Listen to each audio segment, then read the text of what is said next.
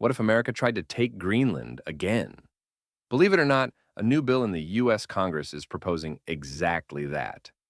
A Republican lawmaker, Congressman Randy Fine, has introduced something called the Greenland Annexation and Statehood Act. If passed, it would give the White House the legal authority to pursue annexing Greenland and turning it into America's 51st state. Sounds wild, but the reasoning is serious.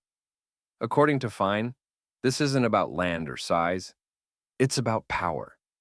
The Arctic is rapidly becoming the next global battlefield. As ice melts, new shipping routes are opening, and Greenland is sitting on massive reserves of rare earth minerals, resources critical for technology, defense, and clean energy.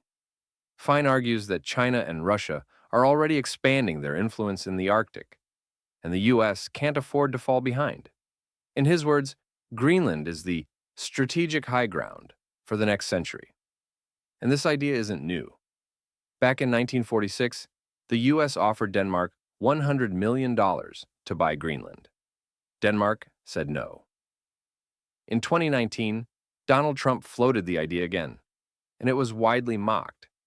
Denmark responded bluntly, "Greenland is not for sale." But now, with Trump back in the White House, the proposal is returning, this time in the form of actual legislation. The administration is openly backing the strategic importance of Greenland. The White House says controlling Greenland is critical for the security of North America and Europe, and warns that if the U.S. doesn't act, China or Russia might. But here's the catch. Greenland is not an empty piece of ice. It's an autonomous territory with 56,000 people, its own government, and a strong national identity. Any annexation would require approval from Denmark and the people of Greenland. So far, none of them have agreed, and Denmark has historically been firm, no. The U.S. already operates a major military base in Greenland. But this proposal goes much further. It puts the idea of sovereignty on the table. As climate change reshapes the Arctic, Greenland has suddenly become one of the most valuable places on Earth. So the question is no longer why Greenland, it's who will control it. We'll keep tracking this story. Tell us what you think.